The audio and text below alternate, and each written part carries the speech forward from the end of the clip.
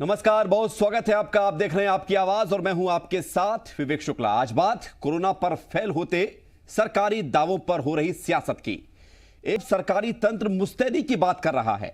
CM Shivraj Singh Chauhan लगातार बैठक कर रहे हैं। बेड, दवा, इंजेक्शन, ऑक्सीजन और स्वास्थ्य सुविधाओं पर लगातार निर्देश दिए जा रहे हैं। तो वहीं इलाज के इंतजार में दम तोड़ते मरीजों की खबरें भी सामने आ रही हैं। सख्ती के नाम पर पुलिस का रौद्र रूप भी देखने को मिल रहा है। हालांकि सख्त कार्रवाई सिर्फ आम लोगों पर हो रही है, क्योंकि राजनीतिक रैलियां जारी हैं। कई सवाल हैं जिनके जवाब आज जानने की कोशिश करेंगे। एक खास पैनल भी हमारे साथ जुड़ेगा, लेकिन उससे पहले ये देखिए रिपोर्ट।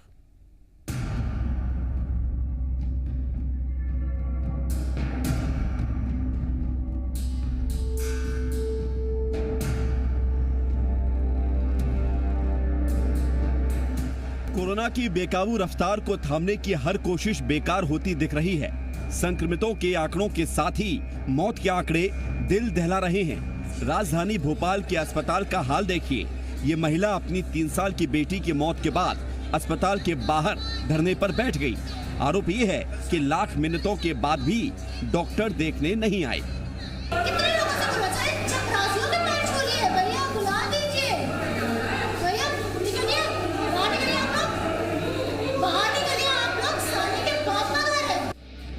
ऐसी ही तस्वीर जेपी अस्पताल से भी सामने आई है, जिसमें नेताजी एक डॉक्टर पर भड़क पड़े, बिना ये जाने कि आखिर मरीज की मौत हुई कैसे।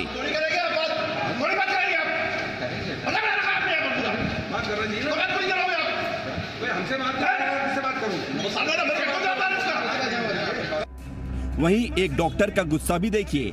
कोरोना मरीजों का इलाज करने वाला ये डॉक्टर पिछले 5 दिनों से अपनी मां के इलाज के लिए भटक रहा है। मैं भी कलेक्टर में बात करता हूँ बिना समझना मुझे। अरे यार, कोई बात होती, कोई सीमा होती, कोई हद की होती है। 5 दिन से इंजेक्शन नहीं मिल रहा हमको। सिस्टम पर महिला चिल्ला रही है, डॉक्टर पर नेता चिल्ला रहे हैं, व्यवस्थाओं पर डॉक्टर सवाल खड़े कर रहे हैं। प्रदेश में बेकाबू होते कोरोना के साथ सिस्टम चरमरा रहा है। एक तरफ जहां सरकार के दावे फेल होते हुए दिख रहे हैं, वहीं व्यवस्था संभालने वाले भी आपा खोते हुए दिख रहे हैं। इसकी तस्दीक करती ये तस्वीरें, जिन हाथों में व्यवस्था को संभालने का जिम्मा है, उन्होंने लाठी थाम ली है। एक युवक को बेरहमी से सिर्फ इसलिए पीटा गया क्योंकि उसने लॉकडाउन को तोड़ा था। तो वहीं खंडवा से भी झकझोर कर देने वाली तस्वीर सामने आई। पहले कोरोना मरीजों के परिजनों ने स्वास्थ्य कर्मियों पर हमला किया, तो वहीं पुलिस का पारा भी 7वें आसमान पर पहुंच गया। पूरे दलबल के साथ पुलिस वालों ने परिवार पर हमला कर दिया। घर में जो मिला उसे बेरहमी से पीटा गया। इस बीच एक बच्ची का वीडियो भी सामने आता है। 25 सेकंड का ये वीडियो बड़ा संदेश है। करीब 2.5 से 3 साल की ये बच्ची न सिर्फ अपने हाथों को सैनिटाइज कर रही है, बल्कि अपने खिलौनों को भी सुरक्षा कवच में बना रही है। यकीन मानिए, इस छोटी बच्ची की तरह ही ज्यादातर लोग अपनी जिम्मेदारी न सिर्फ समझ रहे हैं, बल्कि निभा भी रहे हैं। ऐसे में सवाल है कि प्रदेश में आखिर इतनी अफरा तफरी मची क्यों है, जबकि सरकार तो दावे कर रही है कि सभी व्यवस्थाएं चाक चौबंद हैं। बेड से लेकर इंजेक्शन और इलाज से लेकर आइसोलेशन पर सरकार की पूरी नजर है। फिर ये लापरवाही कर कौन रहा है? आखिर बिना मास्क के घूमने वाले लोग कौन हैं? सोशल डिस्टेंसिंग की धज्जियां उड़ाती तस्वीरें सामने क्यों आ रही हैं? इसका जवाब है लापरवाही। लेकिन ये लापरवाही कर कौन रहा है? इसका जवाब देती हैं ये तस्वीरें। लॉकडाउन की खबरों के बीच बाजारों में भीड़ लग गई।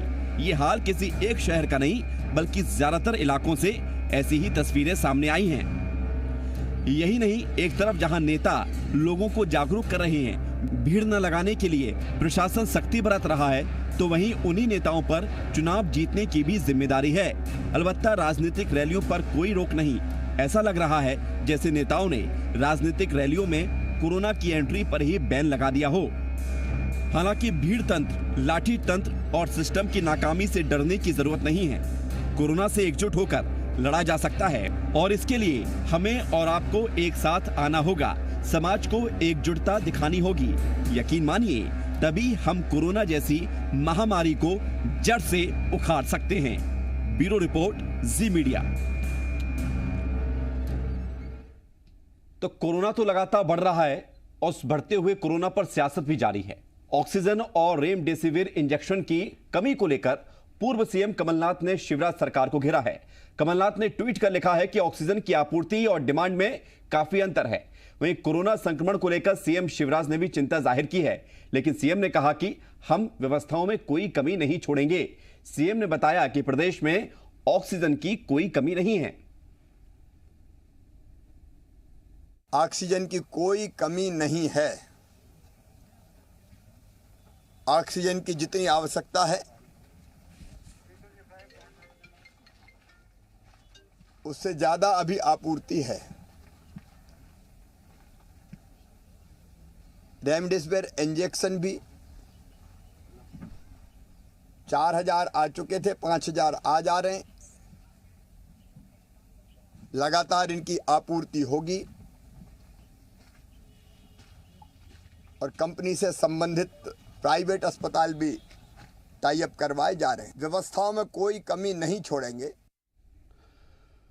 और आइए अब सीधे चर्चा की शुरुआत करते हैं। खास मेहमान हमारे साथ जुड़ रहे हैं इस चर्चा में। हितेश वाजपेयी बीजेपी का पक्ष रखेंगे, आप भाजपा नेता हैं, स्वागत आपका हितेश वाजपेयी जी। प्रताप भानु शर्मा पूर्व सांसद कांग्रेस के, आप कांग्रेस का पक्ष रखेंगे, स्वागत आपका प्रताप भानु शर्मा जी। डॉक्टर शरद पंडित पूर्व regional director health department Madhya Pradesh के, ये भी हमारे साथ जुड़ रहे हैं। डॉक्टर साहब आपका भी बहुत बहुत स्वागत जी मध्य प्रदेश छत्तीसगढ़ में आपकी आवाज में। हितेश वाजपेयी जी, पहला सवाल आपसे कि क्या इस सिस्टम के भरोसे ही हम कोरोना की जंग लड़ रहे हैं, जहां पर जो डॉक्टर लोगों का इलाज कर रहा है उसकी मां को वो इंजेक्शन नहीं मिल पा रहा है जिसके बलबूते लोग बता रहे हैं कि कोरोना से बच जाएंगे, जहां पर मरीज अस्पताल पहुंच रहे हैं वहां से उनको भगाया जा रहा है, जहां पर लोग यदि घर से बाहर निकल रहे हैं तो उन पर लाठियां बरसाई जा रही हैं। क्या यही तंत्र है जिसके भरोसे लड़ाई लड़ेंगे? देखिए विवेक जी, आज मैं 2-3 बातें, चूंकि आपने अवसर दिया है तो मैं स्पष्ट कर दूं। पहली बात तो रिटेल में इंजेक्शंस नहीं मिलेंगे, क्योंकि जब ये ऑटो मोड पे था तो आपने देख लिया सब क्या स्थिति हुई है और शासन बहुत सख्त है। जिस मरीज को डॉक्टर इंडिकेशन के साथ लिख के देगा अस्पतालों में इंजेक्शन पहुंचाए जा रहे हैं, ये व्यवस्था शासन ने कर दी है। तो अब ऐसी व्यवस्था करने के उपरांत कहीं पर भी रेमडेसिविर इंजेक्शन की कोई शॉर्टेज नहीं है। जहां इंडिकेटेड होगा वहीं पर वो इंजेक्शन लगाया जाएगा। ऐसा नहीं कि आदमी भर्ती बाद में होता, पहले सोचता मैं इंजेक्शन ले आऊं 2-4 रख लूं, जो स्थिति बीच में बनी, जिसकी वजह से मार्केट में कालाबाजारी और इस प्रकार की शिकायतें भी आई। लोगों ने और विक्रेताओं ने भी इस बात का फायदा उठाया। तो मुझे लगता है वो परिस्थितियों से हम अब बाहर आ चुके हैं। तो जो शॉर्टेज ऑफ संसाधन है वो लगभग पिछले 24 से 48 घंटों में शिवराज जी की जो बैठकें हुई हैं, जो प्रशासन ने काम किया है, उसके पश्चात हम एक बहुत तेजी से सुधार देख रहे हैं। डॉक्टर शरद पंडित खुद इंदौर से हैं, उन्हें इंदौर की पूरी जानकारी है। आप और हम जब बात कर रहे हैं तो लगभग 20,000 एम्पुल्स की उपलब्धता वहां हो गई है। ऑक्सीजन की, जैसा शिवराज जी ने कहा, जिस मरीज को ऑक्सीजन की आवश्यकता है उसके लिए ऑक्सीजन की कोई शॉर्टेज नहीं है। तो मुझे लगता है कि इंडिकेटेड वे में हमको चलना होगा और बेड्स का भी डिस्प्ले शुरू हो गया है, भोपाल में रेगुलर हो रहा है और अन्य शहरों को भी धीरे धीरे इस प्रकार से, जिससे कि कोई भटके ना। हाँ, पर्टिकुलर हॉस्पिटल के आग्रह का जब हमारा विषय रहता है तो जरूर हो सकता है कि वहां पर फुल हो, लेकिन शहर में बेड्स की उपलब्धता सभी जगह है। मेरा यही अनुरोध है कि चूंकि इंसिडेंस बढ़ा है तो स्वाभाविक है कि हमको डिसिप्लिन होने की जरूरत है। हर पॉजिटिव केस को भर्ती होने की जरूरत नहीं है, हर भर्ती केस को इंजेक्शन चाहिए या रेमडेसिविर चाहिए या ऑक्सीजन चाहिए, ये तो डॉक्टर बताएंगे ना होती है। इसके सबके अब लोगों को लगता है कि रेमडेसिविर इंजेक्शन रखने से जान बच जाएगी, तो वो उनको लगता गलत नहीं है। हमको ऐसा बताया गया लोगों को। भाई एक आम आदमी जिसको कोरोना हुआ है उसको किसने बता दिया कि ये वाला इंजेक्शन खरीद लो, आपकी जान बच सकती है यदि स्थिति खराब हुई? तो वो तो अपनी जान बचाएगा। अब अगर आपने व्यवस्था कर दी है अच्छी बात है, लेकिन हितेश वाजपेयी जी, पॉपुलर हो गया सवाल मेरा यही है कि सबको पता है अव्यवस्थाएं जो हैं वो दूसरी जगह भी देखने को मिल रही हैं, अस्पताल में भी देखने को मिल रही हैं, जेपी अस्पताल में भी अभद्र व्यवहार भी देखने को मिल रहा है। उसको लेकर मैं सवाल करूंगा प्रताप भानु जी से, लेकिन ये स्थिति ठीक नहीं है कोरोना से जंग में।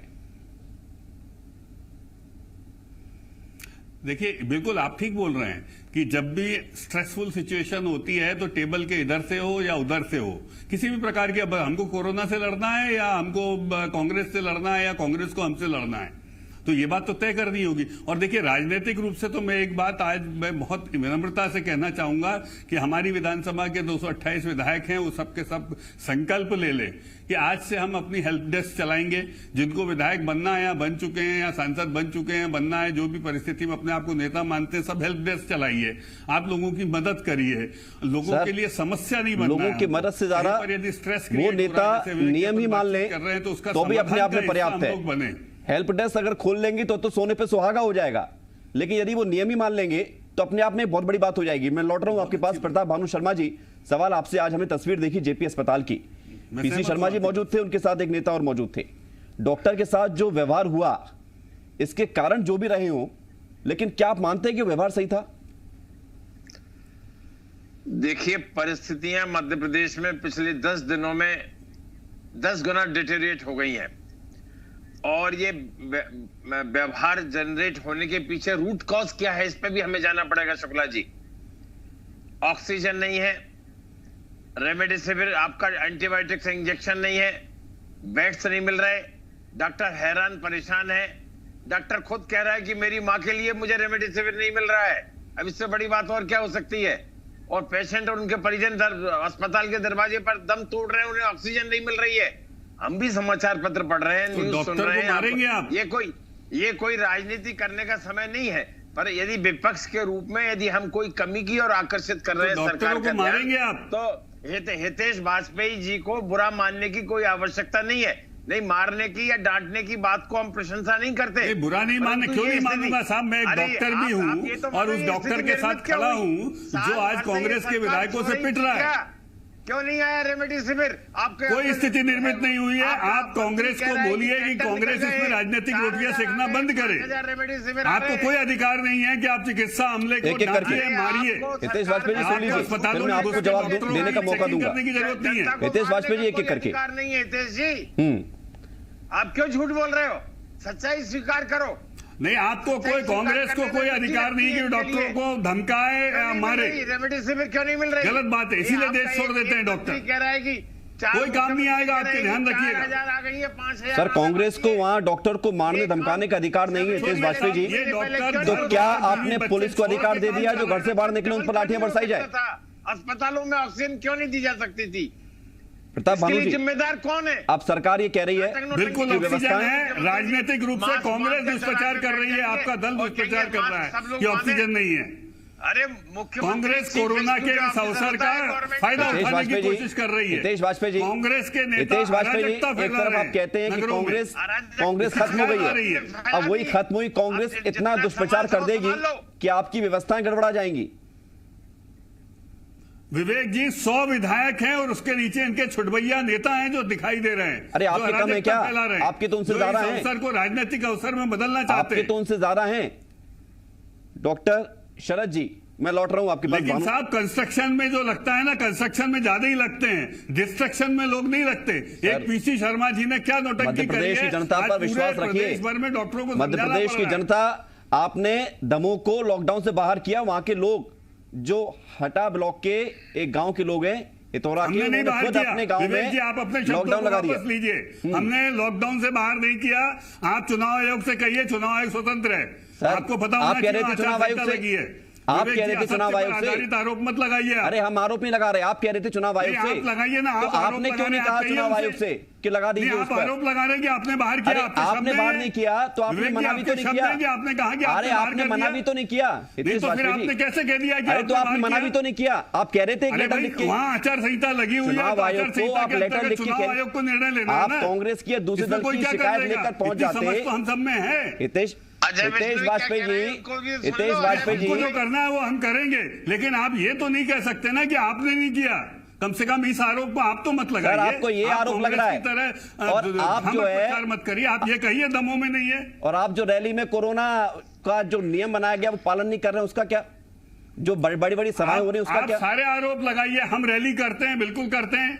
आप ये भी कहिए कि कोरोना के नियम नहीं मानते, हम वापस आ जाएंगे, हम बिल्कुल सहयोग करेंगे।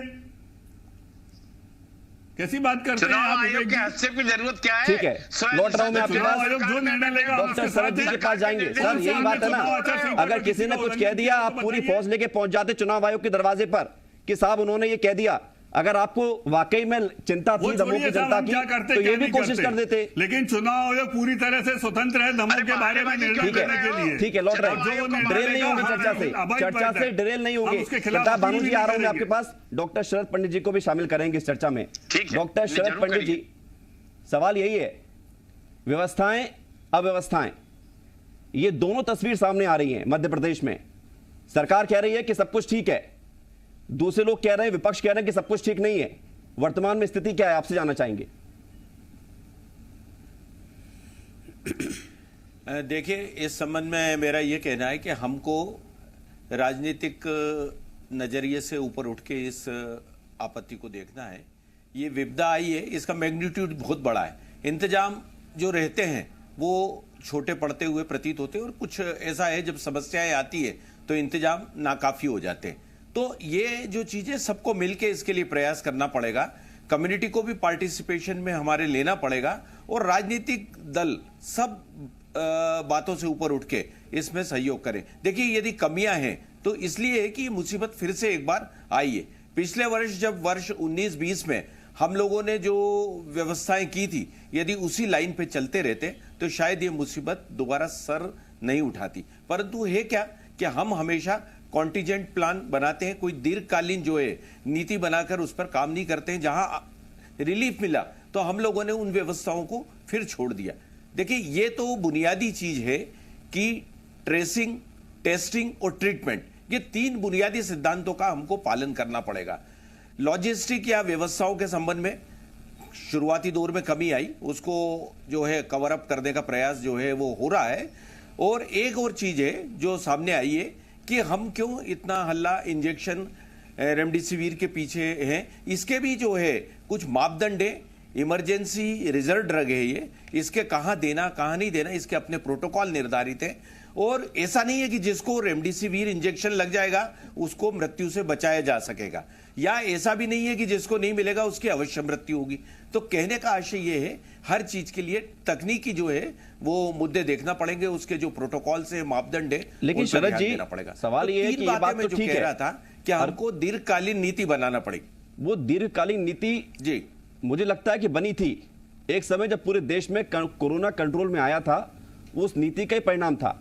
लेकिन उसके बाद फिर से जो व्यवस्थाएं डिरेल हुई हैं, जो दूसरी लहर आई है, उसके पीछे वजह क्या मानते हैं आप? क्या सारा दोष जनता को दे दें कि वो बगैर मास्क के, बगैर सोशल डिस्टेंसिंग के सड़क पर उतर आई, या हमारे वो कानून बनाने वाले नेता, सांसद, विधायक, तमाम मंत्री जो खुद कोरोना के नियमों का पालन करते हुए नजर नहीं आते हैं?